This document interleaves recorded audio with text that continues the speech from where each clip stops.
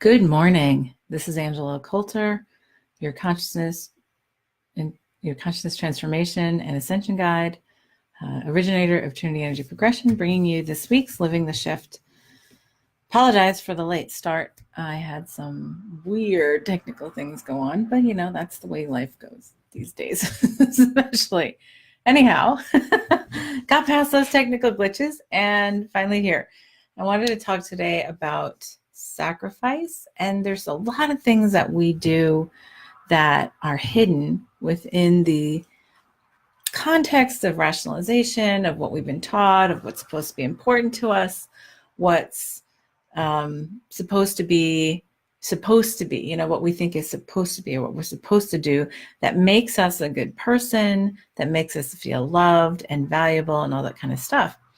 So that's been a traditional thing, and it's been a traditional experience here on this plane of existence, on probably multiple ones having to do with duality, separation, externalization in any way. And so when we start talking about self-sacrifice, like there's the obvious stuff, right? There's the martyrdom and all that kind of thing, all that kind of stuff. There are major pieces throughout culture and our existence that talk about the value of sacrificing, right? About how it makes you such a better person and all that kind of stuff. We talk about that in terms of like roles, right? Motherhood, fatherhood, childhood, being a child, to a parent, and things like that, of things that are expected, right? So what we've been talking about, like I do this other podcast with my friend Sarah, who's on here, and we do this every week, thing called The Ascended World. And we've been talking about letting go of expectations and freeing ourselves from hidden expectations. So this is really connected to that. Because when we have certain expectations, when we externalize certain things about ourselves, then sometimes that leads down this path of sacrifice, and we can rationalize it when we do that. So when I say when we rationalize it, I'm talking about how the mind will say, this is okay. It's okay for me to do this because I care about this person. I'm going to give up this for myself, right? Because then and what's underneath it that many don't realize, and I work with so many on this, is underneath it often is this motivation of, well, it shows what a better person I am. It shows what a good person I am. It makes me valuable for being loved. I'm going to take this away from that person, and I'm going to sacrifice myself to do that. And we do that over and over and over in terms of spouses, in terms of being parents, friends, peers, and all kinds of stuff. And then we get these like idealized visions of what it's supposed to be, in terms of what we're supposed to do in terms of sacrifice, right? So let's look at a couple of things. I mean, this can go in so many directions. I was just sort of, I really hesitated to do this, and then the guidance kept on saying to do it. And so it is a really important thing to see, because we are on this road of remembering and awakening. And part of it is to talk about, who I am in authenticity, like to not talk about, to actually just embody the divine, authentic self that we are. And to do that is to give up all these things that we're externalizing about ourselves, that we put aside for others, when we sacrifice, so that they can have the benefit of something else. So at the ultimate level, at the really core level, right, we get to this place of looking at what is sacrifice actually. And we did at some point start to braid it together with value and exaltation and things like that. Except at the end of the day, it limits us. It limits ourselves when we sacrifice ourselves, and it limits the others around us when we sacrifice for them. And I'll tell you why.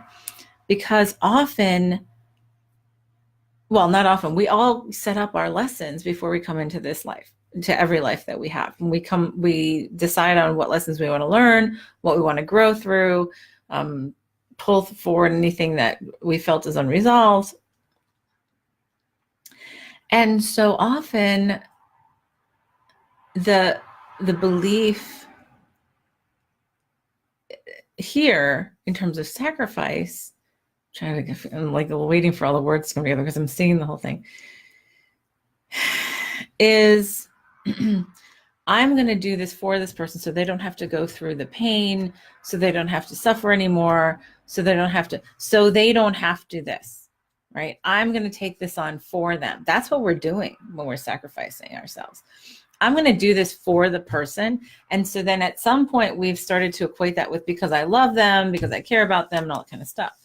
Sometimes though, it is really just as important to not do something for somebody if we love, from a place of love. Because when we're in a place of love, good morning, Gloria. Thanks for joining.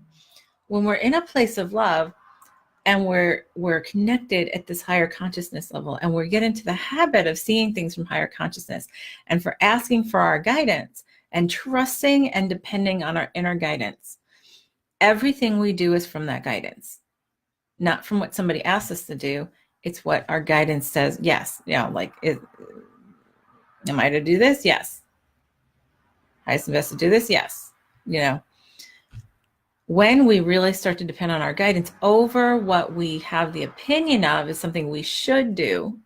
And this is one of the most challenging things in terms of a path of awakening and realization for us to do, is to get into the place of, instead of just letting ourselves having compulsions to do something for people, then we stop and ask our guidance, and our guidance says, yes, do this, or no, don't do that. Often it's pretty opposite of what we might be thinking would be the answer, right? Thinking that I should put myself out for this person, that I should give up my, and there's so many different little pieces of sacrifice, right? So, for example, I've had so many people come to me with these kind of questions, and they're sort of ashamed to ask them publicly. Because why are they ashamed? Is because we're made to feel like we should do for other people, right, over ourselves, to, if they're not as in good a place as we are and all that kind of stuff, good a place. And there's always others who have other things going on, and we all have stuff going on. And somebody who's in a better place or worse place, that's a judgment, and right or wrong or good and bad. So that's duality. So when we're looking at the whole picture and we're saying, okay, so am I honoring both this person's journey and my journey by doing this? And the answer is yes, then do it. If you get no, then don't. Sometimes, more often than not, you get no when you start listening to guidance. And I'll tell you why. I had this conversation once with a client of mine who was really, really wealthy, and she felt really guilty about being really wealthy. And we had this conversation about she can't give enough. She sends all these things, she sends money, she spends all this time, she does all this kind of stuff because she feels like she has to be overcompensate because she has attained a place of wealth and abundance, right? And I said, okay, so let me ask you this question. And we got into this whole conversation about it. And I said, so every time you pass somebody on the street who's homeless and has a sign up or whatever, do you give them money? And she's like, yeah, pretty much. And I said, okay, do you ever stop and ask your guidance if it is best for both his or her, this person's journey and yours, to do that before you do it? And she's like, no. And I said, you would be surprised how many times you'll get no. I said, I ask it every time. And maybe every third or fourth time I get yes. And every other time is no. And I'll tell you why that happens. I was like, sometimes somebody needs to learn how to stand on their own 2 feet to really learn the lesson, right? And I said, so say you have someone who, and when we spread our consciousness into multiple lifetimes, right? And say, okay, so if we look at another lifetime or other lifetimes, and maybe you have an individual who was really extremely wealthy, royalty or something, and totally abused the power of having money and abused others with that power, right? and felt like they were horrible, like who judges us the most is ourselves, right? Felt like they were horrible at some level of consciousness, some level of their ego, and said, so I deserve to not ever have money, because if I ever have money, I'm gonna like abuse that power. I'm gonna abuse having money. I'm gonna abuse, being wealthy. And I'm gonna treat people badly by doing that. So what they mistake is that money is equal to, power, or money is equal to bad, evil power kind of thing. And so then they will constantly hold the energy of pushing money away from them, right? And so I told this woman, I said, so if you came across one of these people, and you don't know this unless you tap in and connect with them and, like have a conversation with their higher self, if they have that kind of agreement with themselves that I will not, like, money is evil, so I repel it, I won't hold on to it, no matter if you give them $5, $5 million, or $5 billion, it will flow through their fingers faster than they can try to grasp it, right? So, and she's like, well, I never thought of it that way. I said, yeah. So like, you can't change somebody's journey for them, right? If you're guided to help, absolutely. If you're there at the same place at the same time to really give them a boost on something, yeah, okay, great. But like I said, when I start asking those questions about things like, giving money to somebody who's homeless or whatever, or something, I always ask before I give it. Like, is it helpful for, like, is it best for both of our journeys? Does it honor both our journeys? That was the wording, I couldn't remember. Does it honor both our journeys and the ultimate to do this, right? And so you might not equate that as a sacrifice, but if you're giving up money or you're giving away something, I mean, it's all part of sacrifice. And it's the same kind of thing, though. Like, I was giving that illustration because it's the same kind of thing when we do things for others, when we give up things for ourselves to accommodate others. So there was another person that I was talking to recently in a relationship with somebody who has some very serious self-loathing stuff. I guess that's really a light way of saying it, but okay. And so they've gone through this stuff, and this other person is constantly projecting onto my client. This other person is constantly projecting onto them. It's their fault it is my client's fault that they're mad. It's my client's fault that they have these issues. It's my client's fault that this happened. And I said, so, and she will constantly readjust herself and feels like, well, I'm more conscious, I understand, I can take it. And I finally said to her, you realize that you are not serving the journey of this person that you say you love? And I said, because if you continue to take it on, that person will always do this, will always project that anger and that loathing out to you or to others, and never look in the mirror and realize it's coming from them. I said, because when we change within ourselves, and I said, you know this, because I've been working with you for a long time, you know this, that when you start changing the way you feel about yourself and looking at yourself and coming to a place of self-love, then it's an easy emotive thing of, okay, well, you can have that, but then you stop needing to be with that person or feeling like you need to fix them or change them and all that kind of stuff. So there's this funny thing, because I have people that I've talked to, many people I've talked to, and I've talked about this a lot over the years, about how, I've said, yeah, if you're in a good enough place with yourself, unconditional love, right? That if you're in a good enough place of like self-acceptance and authenticity, then you can be with anybody. You can be in the presence of anybody, and it will not phase you, will not trigger you, whatever. And so it's funny, because then there are people I know who I've talked to who are in sort of like abusive kind of relationships, or very not healthy relationships and stuff, who say, well, you said that, and I've just been working on that. And I'm like, well, that's great. But at some point you also realize that if I love myself unconditionally, why would I want to be in this relationship? And so that's a big sacrifice, right? Because then a lot of times we then get into the ego, which is a very subtle thing. This is where we started getting these really subtle beliefs, that the ego says, I am helping this person by staying here, because because, you know, like, yeah, okay, I'm holding this light and all this kind of stuff. And so I'm sacrificing myself and my freedom to really be authentic by just holding the space for this person, because maybe they'll come around just by, like, you know, my example, right? And it's like, okay, maybe they will, but why then? And in the meantime, then that person puts all of their stuff on hold, or they put part of their stuff on hold, and they're not 100% authentic with that person because they're on very different planes of existence, right? And so that's a sacrifice too. And we don't recognize that as a sacrifice, because we think of sacrifice as doing things like, you know, like doing things for other people so they don't have to do it. But that's really a sacrifice if you think about it, because if you are still taking on projections from somebody else, it's not honoring their journey, because their journey would be to learn the lesson of self-responsibility, often, of those projections, to realize that where they come from comes from inside of them, and nobody can make you angry or triggered or anything but you. So if you continue to take that on and you stay in that space of a relationship of any kind, it doesn't have to be even romantic, it can be just friendships, because this happens a lot of times where you get into caustic friendships and things like that. And yeah, we can love somebody and choose not to be in their presence. That's two different things.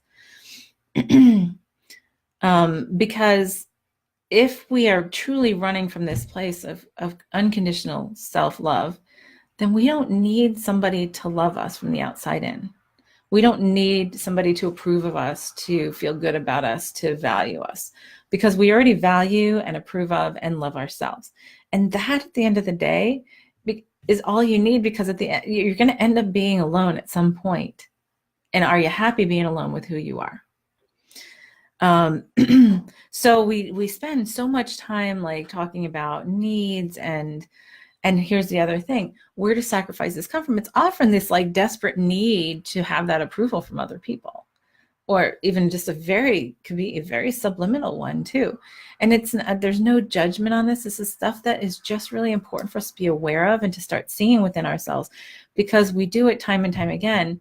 We give up little pieces of ourselves, which is sacrifice, and it prevents our authenticity, and it delays our self-realization, because we are holding space for somebody else's journey.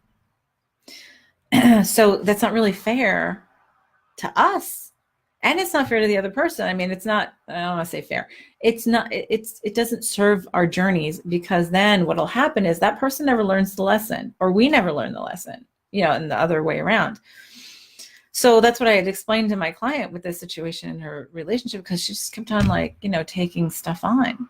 And that is a sacrifice. When you take stuff on, when you let somebody, like, blame you for stuff and ridicule you for things. And then what happens often is we get into these situations that are comfortable, and then we just accept what they say. And now acceptance is fine. Acceptance is fine. Acceptance is part of our process of awakening and remembering. But the thing is, when we accept somebody for who they are truly, then we look at ourselves in our own acceptance and authenticity and say, do we mesh being in each other's presence? Because if we don't, in our authenticity, then the way to honor you and to honor myself is to go into someplace else, go into another space. Because what we do is we tend to, like, in one of the steps, you know, we tend to then say, okay, well, they can be them and I can be me, but I'm not going to be an expression of me because it'll bother them. That's a sacrifice too. So I'm sacrificing my own authenticity to appease where somebody else is in my life. And we get to this place of saying, you know what? The key is to get to a place of saying, I honor you for who you are, and I honor me for who I am. And in honoring me for who I am being authentic to who I am at all times. And you can take it or leave it. And I don't need your approval. I don't need your valuation. But here I am. And I expect you, like, if I can accept that of you, then it's important for you to accept that of me. And I'm not going to hold myself back because of you. See, that's all this interaction, that we have these little layers of stuff in relationships that are going on. And like I said, it's not just spousal or romantic. It's familial. It's with our peers. It's what we tone it down. Like, it's really funny how many times I talk to people about going to visit their family, like, and they're going through all this awakening and realization stuff, or they do all this stuff, and it's like, oh, I tone it down. And I can't say I do the same thing sometimes. Or like, what it is I just become to a place, and I've just shifted to a place where I can honor myself and hold my own space and not sacrifice who I am, but also not engage in limiting myself through somebody else's judgments or where they are in that moment. So that's a very tricky thing to navigate, because we're not used to doing it. And it's taken a lot of practice. So it's not a matter of, and somebody says, well, do you not talk about all this? And I'm like, if I'm guided to, again, going back to what I was talking about at the very beginning, that guidance is so core. Listening to guidance. Guidance is to say something, I'll say it. Sometimes the ego is going, really? Should I say this right now? And guidance is like, yeah. Because there is that little some kind of twitch of afraid of judgment, or that's not going to be worth it, and all that kind of stuff. Doesn't even matter. If guidance is to say something, it doesn't matter. I'll say it. And I'll say it with love, in a way that is self-responsible. And I can maintain my space and move forward. And if that person gets affronted or offended, well, then they'll move off, right? Gloria says, absolutely honor each other and respect each other. Right. And that is full respect of each other's journeys. But we don't realize in how much, like, and yes, of course, we talk about sacrificing for our kids. We talk about sacrificing for our spouses. And we're so used to that, the family dynamic or peace. And oh, look at that, the sirens. Obviously, this is really important. When we talk about like how peace in the family, being together is more important than everybody's happiness, which is what essentially we mean when we say that the, like, being together, being family is more important than our opinions. Well, it's really not. No, not opinions. It's our presence, right? So here's the thing. If you're in a situation with a group of people, and that includes your kids, your spouse, your parents, or whatever, your siblings, and they are, projecting onto you, right? For you to stand in your authenticity, you can stand in your authenticity and just be like, yeah, okay, well, you can say what you want, but I don't accept it, right? You can choose not to be in their presence, and that's okay. And you can choose to change your life and change who's around you, because that's what happens as we gain our, like, awareness and remembrance, is that our circumstances change, the people around us change, our relationships change, because as we become more authentic, we then attract situations where we're all more authentic with with ourselves and with each other. And so then we attract other people who are more authentic and are okay just being in space together without that need to, I'm going to give up this part of me for you. And that's just, it's so intrinsic. It's so deeply embedded. And I can't even touch on all of the areas where we do this. We do these little things all the time for our kids, for our spouse, like, oh, okay, well, I'm going to give up this to make my kids happy, right? And this is something that I've worked with a lot of people on that have come, especially moms that have come in that have wanted to do stuff for themselves, that finally their higher self is like just hitting them upside the head and saying, yeah, stop sacrificing yourself and be who you really are. And they believe, I have to be this kind of mother, I have to do this. And that's all cultural, that's all environmental, and that's all externalized. Yeah, Sarah says, even our pets, and our pets too, I have to be this kind of parent to my pet. I have to take care of my pet this way. And when we are draining ourselves constantly because we're doing all these things for other people and we're not nourishing ourselves first, that's sacrifice. When we are not sharing a part of ourselves because we feel like other people don't care around us, or they judge us for it or whatever, then we're still sacrificing. When we're, like giving up all this time or giving up our freedom for our pets even, or anything, to say, oh, I can't do this because of this, that's sacrifice too, right? And so many say, well, there's nothing wrong with that, and it's like, well, but here's the thing. So what I've said to those who've come in, like the mothers who are like I said, they're ready to step into their power, but there's this huge amount of guilt about not wanting to be there, like, and totally a slave to their kids. I say, you know what? If you step into your happiness, find your bliss, find what it is that allows you to express your happiness. And it's not your kids, it's not your spouse, it's not anybody outside of you. It is what comes from inside you as your divine individuality of what you came here to embody. And when you can uncork that and allow it, then you are just so effusive in love that there is no sacrifice. You just give. Like, it's a free giving thing, right? And what I tell people that I'm working with about this, when this comes up, is when we come to a place of, so I said, what you have to look at is this: what if you sacrifice your wants for your kids while they're growing up? What does that teach your kids when they grow up? That teaches them to continue the pattern and sacrifice their happiness for other people. When others, so then there are many who've come to me who are very unhappy in their marriage and everything else. And often they're like, oh, well, I'm just going to stay with him or her until the kids are out of school. And I'm like, so do you realize what you're teaching your kids? Because don't think for a minute your kids have no idea what's going on. Energetically, especially right now, kids are so wide open. They know, even if they don't consciously say anything about it, they feel it. And that's where anxiety comes from, like misplaced anxiety, a lot of behavioral issues.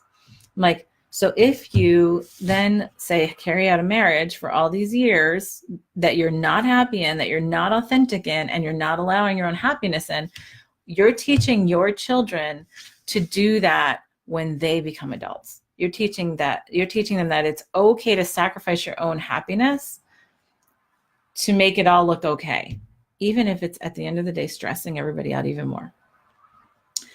So that's the whole thing. When we come from a place of authenticity, and yes, does it shake things up when we turn that around? That's the shakeup often, is typically that the family's used to this particular person sacrificing themselves for everybody else. And when they say, hey, you know what? Nope, I'm going to do for me.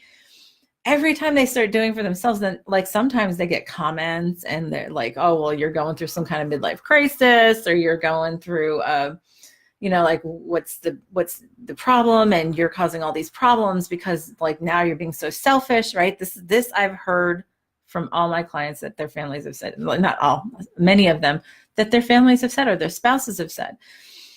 And at the end of the day, it's like, okay, it's an adjustment because it's a shock, because they're used to that the expected role of sacrifice that you've given. And when you finally say, no, you know what, this is who I am. And guess what? I'm going to speak my truth, and I'm going to stand in my truth, and I am going to share who I am. And if it bothers you, I'm sorry, but I'm showing you how to be happy, right? I'm holding that space by example. And maybe you'll get it and maybe you won't. But if I don't ever show it, there's no chance that you're going to get it. Like that's the best way I can help anybody, is to lead by example, to be the best I can be, to be the embodiment of the divine that I am. So it also teaches others that it's okay to allow yourself to pursue your own happiness, and to be blissful, and to really embody who you are, and to allow the possibility of being so beyond any expectation, right? And just because actually expectations limit us, right? And sacrifice limits us so much for so long. We have so many layers of this. And many people say, well, if I don't do this, nobody else will do it. Well, that's because you have created that situation in some way by allowing that to happen. So you can change it. And you can say, you know what, this isn't serving anybody. It's not serving me, and I'm not going to do this anymore. So we need to change this pattern. And yeah, like I said, it causes a bunch of rifts. sometimes. Sometimes you'll get somebody coming in and saying, like the spouse going, oh, well, yeah, of course, like whatever you want to, like, that's great. Like, I'm happy that you want to do this. So the funny thing is that there's this other level of sacrifice, which is really, it's funny, we're now at a half-hour point. Now I'm just finally getting to where I had wanted to originally, that was in my consciousness to talk about, but is that what happens often is we get into relationships, and I'm going to go a couple minutes over here. We get into relationships where what'll happen is you start out authentic with yourselves, right? And then you become sort of addicted to the relationship, or there's some level of you that believes you need that relationship or that person. And so then you start to, like, one person in the relationship will start to sacrifice little things, right? This is what's been happening a lot. And it came up, if you watch the show This Is Us, it came up in an episode a couple weeks ago, and I was like, oh, I could totally see this, because I work with people doing this all the time, that have gone through this all the time. So in the beginning, somebody did a little sacrifice, because then we rationalize it. Oh, it's just this little thing. It's no big deal, right? And then we sacrifice something else. Then the individual sacrifices another thing. And then another thing. And then what happens is they then get into the habit of, when there comes a situation where somebody has to compromise or something has to give, they, instead of trying to find a situation, like trying to support a situation that everyone's happy or feeling, then what'll happen is eventually it becomes a habit that person is sacrificing themselves.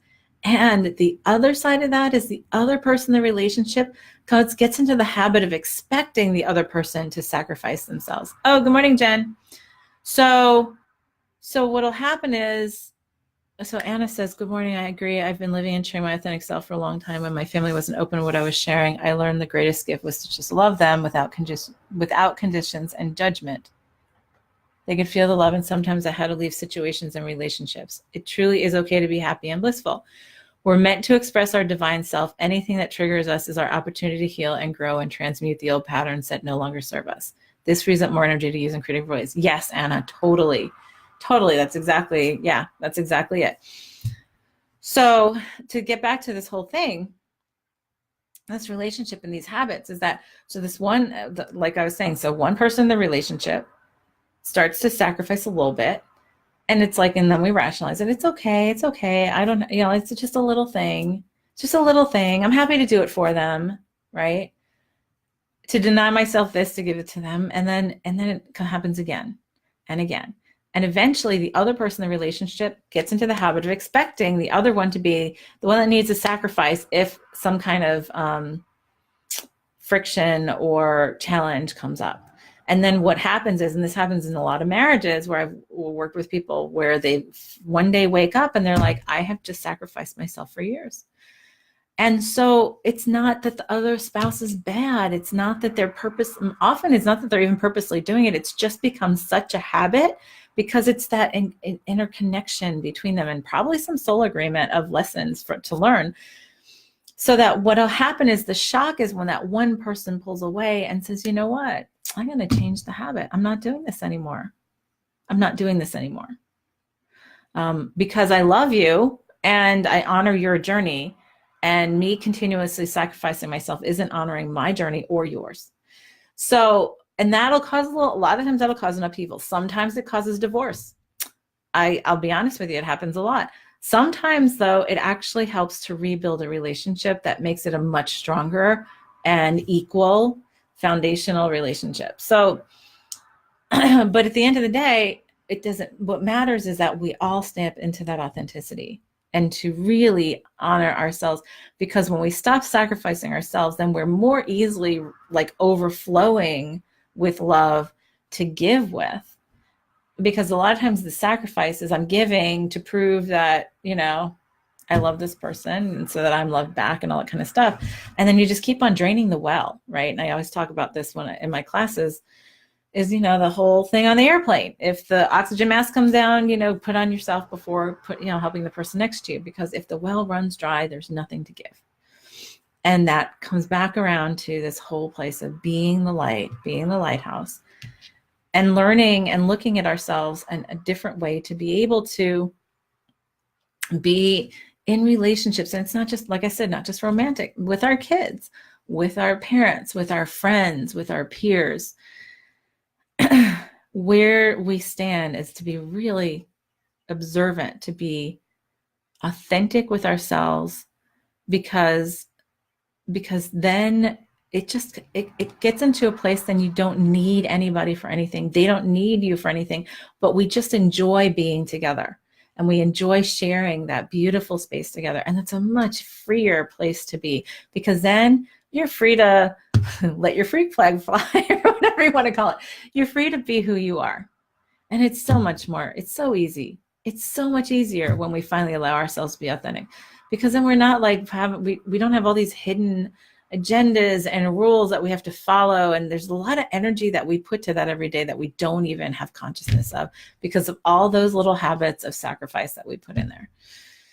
So homework for this week is to really just pay attention to that with yourself, and look at where it is that you might be putting out new things. Jen says, I've never sacrificed myself for another. Lol. Good morning, Laurel. Gloria says, absolutely, they get in the habit of expecting. When you start to change, that brings discomfort in the relationship, something to get used to. In regards to relationship not breaking up, both people have to be willing to work on it. Yeah, I mean, and we can talk about this for days, because I have so much experience with this. Sometimes it's a shock to the system, and then then it's up to us to do what to do with that shock, right? To initiate that change, so we can build a better foundation of communication, right, and authenticity. And I'll tell you, I had the same thing with my husband, whatever it was, 7 years ago. We've rebuilt our entire marriage, and it was really shaky for a little bit, and it could have gone either way. And my guidance was to get into that acceptance that it could go either way.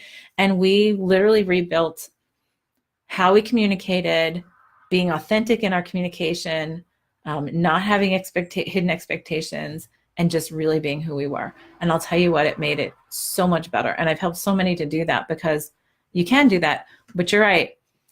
Gloria's right. It's the acceptance of change. And that's usually the dependence on whether the relationship continues or breaks up. Well, really, the relationship does dissolve as it was, and it's either recreated or you move on. So there's all that stuff. So that's what the homework is this week. So this week, look at all the stuff that you're doing, and think about how you are with others in your life. Are you sacrificing your authenticity at all for, are you holding yourself back because of some not wanting somebody to judge you, or, because you want them to love you, you want them to think a certain way about you? Where are you doing that? Because we all have them. We all have little things we do all the time. These are the hidden things that we're looking to uncover now. And then look at that and say, okay, so if I came from a place of authenticity and I was really allowing myself to express who I am, what would that look like? What would that feel like? And it might be a little bumpy, but yet you can walk away, and it might cause a little bit of rift sometimes. But when we come from a place of love and self-responsibility, and this is who I am, right? Take it or leave it. Then what happens is, if the other person or the other people in your surroundings can't accept it, then you can choose to go someplace else and have other relationships. Part of that for us is letting go of those expectations that we have to have relationships in our lives forever, and I've had a lot of clients come back to me and thank me for the thing that I've taught, which is that sometimes the relationship's there for a lifetime, and sometimes it's there for a day, and none of them are more important than the other. They're all there for the purpose that we set them out to be. But we don't need to hold on to all of them like they need to be a part of our life forever. We can be thankful for what they did in that moment, in that day, in that year, in that decade, and then say, okay, I can move on now. So look at that. That's an important thing to look at this week. So that's it for this week. Thanks for joining me.